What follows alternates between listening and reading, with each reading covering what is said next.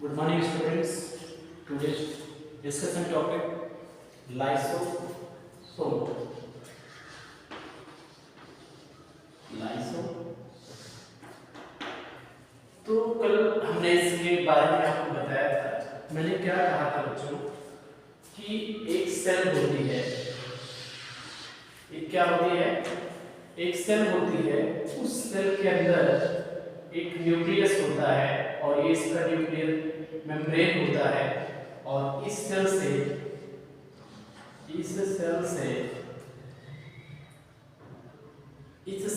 जुड़ा एक ईआर होता है। ये इसका न्यूक्लियस और ये इस न्यूक्लियस के अंदर एक हमारे ये गोल्जी बॉडी होते हैं, गोल्जी बॉडी। और इस गोल्जी बॉडी के पास छोटे छोटे सेक्रेटरी वेजाइकल होते हैं। ये वेजाइकल धीरे धीरे डेवलप होते हैं ये इस फॉर्म में। इसको क्या कहते हैं? लाइसोसोम। आइए देखते हैं। एक सेल लिया बच्चों मैंने, इस सेल में मैंने क्या किया, एक सेल लिया और इस सेल में ये जो पोर्शन है न्यूक्लियर मेम्ब्रेन है और ये इसका बेटा क्या है, न्यूक्लियस है और ये एंडोप्लाज्मिक रेटिकुलम है। जैसा कि मैंने आपको कहा है एंडोप्लाज्मिक रेटिकुलम की यदि हम बात करें, किसकी बात करते हैं बेटा? एंडोप्लाज्मिक रेटिकुलम इसकी बात करें तो ये एंडोप्लाज्मिक सिस्टम में ये सारी चीजें होती हैं, ये सब होती है एंडोप्लाज्मिक सिस्टम में। तो इसमें सारी चीजें को पढ़नी पड़ती है, ईआर पढ़ना पड़ता है, साथ में इसका ईआर है और उसके बाद हमारा क्या है, गोल्जी बॉडी। क्या है? Golgi body. तो गोल्जी बॉडी जो हमारी है, ये जो हमारी गोल्जी बॉडी है, इस गोल्जी बॉडी के पास ये अपना लाइसोसोम और एक होता है वैक्यूल। तो ये जो हमारा लाइसोसोम है और वैक्यूल बिना गोल्जी बॉडी के ये निर्मित नहीं हो सकते। यानी सबसे इंपॉर्टेंट रोल किसका होता है बच्चों? Golgi. Look at this point. The main important character of the Golgi body and secret of the secretory vesicle, यही लाइसोसोम धीरे धीरे जब डेवलप होता है, धीरे धीरे डॉट शेप में रहता है, that the lysosome are the spherical and dot type structure। ये जो हमारा लाइसोसोम होता है धीरे धीरे जब डेवलप होता है तो ये एक रूप ले लेता है, इसका ये वैक्यूल बना लेता है। क्या बना लेता है? इसको बोलते हैं वैक्यूल। क्या बोलते हैं? वैक्यूल बोलते हैं। तो आइए आगे देखते हैं। जैसा कि मैंने आपको कहा कि ये हमारे न्यूक्लियस है, न्यूक्लियस के अंदर ये न्यूक्लियर मेम्ब्रेन और ये एंडोप्लाज्मिक रेटिकुलम, ये गोल्जी बॉडी और ये हमारे क्या होती है, सेक्रेटरी वेजाइकल होते हैं। धीरे धीरे जब डेवलप होते हैं तब ये हमारे क्या होता है, ये इसमें लाइसोसोम दिखता है और ये लाइसोसोम धीरे धीरे राउंड शेप में होता है, छोटा सा, और ये जब डेवलप होता है तो वैक्यूल का रूप ले लेता है। और बिना गोल्जी बॉडी के दोनों चीजें डेवलप नहीं हो सकती। यानी कि हमको लाइसोसोम पढ़ने के पहले भी खुद गोल्जी बॉडी स्टडी करना चाहिए। ठीक, आइए आते हैं लाइसोसोम। लाइसोसोम क्या है? जैसा कि मैंने आपको बताया था, lysosome are the digestive enzyme.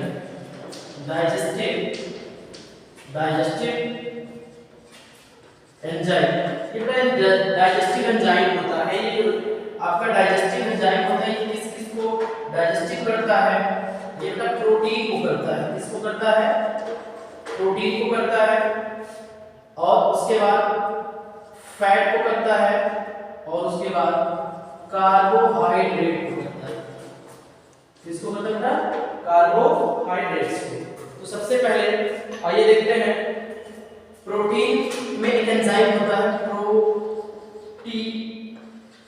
Enzyme और इसमें लाइपेज एंजाइम और इसमें कार्बोहाइड्रेट कार्बोक्सिलेज एंजाइम, ये आपके होते हैं। इन सब एंजाइम को ये डाइजेस्टिव करता है। कौन? आपका लाइसोसोम। तो डाइजेस्टिव यानी क्या करता है? लाइसिस करता है। मैंने आपको बताया था डाइजेस्टिव एंजाइम में आपका क्या होता है, जैसे क्या क्या चीजें ये जो है डाइजेस्टिव करता है, जैसे प्रोटीन हो गया और फैट हो गया और कार्बोहाइड्रेट। अब जैसे बात करते हैं प्रोटीन की, अगर हम बात करें प्रोटीन में हमारा प्रोटीएज होता है, लाइपेज होता है। जैसे प्रोटीन में एक एंजाइम होता है प्रोटीएज, फैट में हमारा एंजाइम होता है लाइपेज, एंड कार्बोहाइड्रेट में कार्बोलिएज एंजाइम। ये सब एंजाइम कौन डाइजेस्ट करता है? हमारा लाइसोसोम। आइए बात करते हैं आगे। अब देखिए जैसे ये हमारी क्या सेल है, इस सेल के अंदर ये हमारा लाइसोसोम है। अब अभी मैं आपसे पूछूं कि इसका पीएच कितना होता है? इसका पीएच होता है 4.5 से लेकर 5.00, यानी कि 4 से 5, अर्थात 4.5 से 5, यानी इसका जो मीडियम होता है एसिडिक होता है। क्या होता है बच्चों? एसिडिक होता है, ये अम्लीय होता है, क्योंकि ये जो लाइसोसोम होता है वो लाइसोसोम क्या करता है? धीरे धीरे लाइसोसोम इसमें हाइड्रेट करता है और यहां से इनको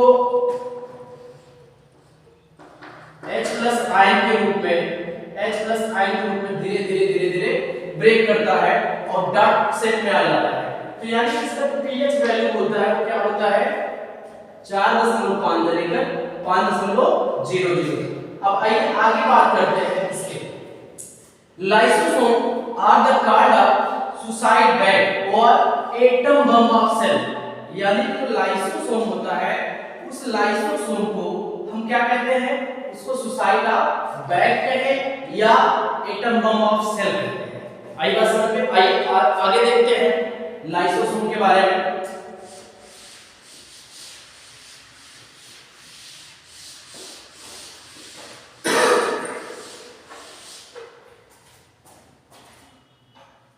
जैसा कि ये क्या होती है? ऑटोफैगी होती है।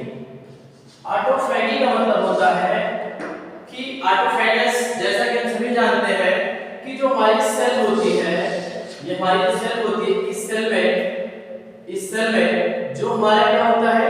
लाइसोसोम होता है। क्या होता है भैया? ये जैसे हमारे क्या है? लाइसोसोम। जैसे आगे देखिए, इसमें हम आपको पढ़ाएंगे जो सबसे इंपॉर्टेंट पॉइंट है मैकेनिज्म ऑफ सुसाइड। इसको मैकेनिज्म ऑफ सुसाइड क्यों कहा जाता है? तो जो हमारी सेल लाइसोसोम होती है, इधर देखिए तो हमारी लाइसोसोम होती है, उसको इस शेप में होती है, ऐसे। ये हमारी क्या होती है? ऐसे। ये लाइसोसोम, ये जो डॉट टाइप के शेप होते हैं ये हमारे क्या होते हैं? लाइसोसोम होते हैं। अब आइए क्या मैकेनिज्म ऑफ सुसाइड के बारे में बात करते हैं। जो सेल होती है, क्या होती है?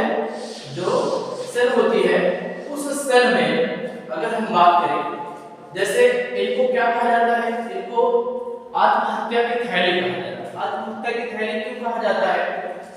आत्महत्या की थैली इनको इसलिए कहा जाता है क्योंकि ये अपने ही कोशिकाओं का स्वनष्टीकरण कर देते हैं। इस वजह से इनको क्या कहा जाता है? सुसाइड ऑफ बैग कहा जाता है। कारण क्या है? आइए देखते हैं। जैसे हमारे बॉडी के अंदर जो लाइसोसोम होते हैं वो लाइसोसोम क्या करते हैं? जैसे हमारे बॉडी में बहुत सारे माइटोकॉन्ड्रिया है। क्या है? बहुत सारे माइटोकॉन्ड्रिया के बारे में हमने आपको पढ़ाया है। माइटोकॉन्ड्रिया पावर ऑफ सेल, मैंने आपको बताया था माइटोकॉन्ड्रिया क्या काम करता है? Power of cell. जैसे ये इसके पास बहुत सारे माइटोकॉन्ड्रिया हैं, ये अब जैसे मान लीजिए ये धीरे धीरे कुछ इसमें से खराब हो गए हैं, बेकार हो गए हैं, तो इनमें अब ये क्या करेगा? जो लाइसोसोम है, ये लाइसोसोम जो खराब डिस्ट्रॉय सेल्स होंगी, अगर वहां पे पड़ी रहेंगी तो धीरे धीरे वो क्या हो जाएगी? सेल दूसरे को भी इन्फेक्टेड करेगी, दूसरे को भी क्या करेगी? इन्फेक्टेड करेगी। तो ये थोड़ा और एक्टिव होगा, और एक्टिव होने के बाद तुरंत ही इनको क्या करेगा, भक्षण कर देगा। आई बात समझ में? तो जैसे ही इनका भक्षण फैगोसाइटिक सेल करती है, क्या करती है, अभी हम आपको पॉइंट आउट पढ़ाएंगे लाइसोसोम टाइप पढ़ाएंगे। क्या पढ़ाएंगे बेटा? Lysosome type. ये are the two type of lysosome. आपका एक है बेटा प्राइमरी, क्या है, एक है प्राइमरी लाइसोसोम, और दूसरा आपका क्या है, दूसरा आपका है सेकेंडरी। क्या है बेटा? Secondary lysosome. तो जो हमारा, जैसे कि मैं बात करूं प्राइमरी लाइसोसोम, ये इनएक्टिव होता है। क्या होता है? इनएक्टिव। ये जो हमारी प्राइमरी लाइसोसोम, जो हमारा प्राइमरी लाइसोसोम होता है वो इनएक्टिव होता है, अर्थात कहने का मतलब ये हुआ है कुछ जो है कोशिकाओं का भक्षण ये नहीं करता, बल्कि आपका सेकेंडरी लाइसोसोम में फैगोसाइटिक होता है। फैगोसाइटिक, जो फैगोसाइटिक होता है, तो जैसे अभी मैंने क्या कहा कि ये लाइसोसोम धीरे धीरे एंजाइम को ऐसे इंक्रीज करता है और उसके बाद कुछ समय बाद जो बेकार सेल्स होती है उनकी क्लीनिंग कर देता है। उनकी क्या कर देता है? क्लीनिंग करके उनकी सफाई कर देता है और धीरे धीरे स्ट्रॉन्ग हो जाता है। इस वजह से इसको सुसाइड ऑफ बैग कहा जाता है। किसको कहा जाता है? लाइसोसोम। क्लियर हुआ? तो आइए अब देखते हैं, मैंने आपको बताया lysosome are the two type, the primary lysosome and the secondary lysosome. The primary lysosome are the inactive, the primary lysosome are the inactive case and secondary lysosome are the phagocytic in the condition of active। ये जो condition होती है ये active होती है। ये इसके अंदर बहुत सारे जो बेकार सेल्स, मतलब बेकार अंदर में ऑर्गेनल्स पड़े होते हैं, उनको धीरे धीरे क्या करता है, अपने में स्वपाचित कर लेता है और किडनी के द्वारा उनको डिस्चार्ज कर देता है। आई बात समझ में? तो ये तो था हमारे किसके बारे में, यानी कि अभी तक हमने आपको लाइसोसोम के बारे में बताया, उनके टाइप के बारे में बताया। अब हम नेक्स्ट पॉइंट की बात करते हैं, उनके फंक्शन के बारे में। इसके बारे में क्या? फंक्शन। उनका फंक्शन कैसा होता है मैंने आपको बताया था। इसको क्या कहते हैं? That is called a digestive enzyme. ये हमारा डाइजेशन का काम करता है, यानी क्या है? डाइजेस्टिव। मैंने क्या कहा था आपको? Lysosome they are the some following function. They are the first of digestion. पहला इसका क्या है? डाइजेशन, यानी कि कोशिका का स्वपाचन करना। ठीक। अब और आपके कई सारे अध्ययन हैं, इनको आपको अगले टॉपिक में स्टडी कराया जाएगा। तो अब इसके बाद लाइसोसोम के बाद अब आपको हम पढ़ाएंगे वैक्यूल्स पढ़ाएंगे। क्या पढ़ाएंगे? वैक्यूल्स पढ़ाएंगे। उसके बाद आप आगे बढ़ते जाएंगे। Thank you.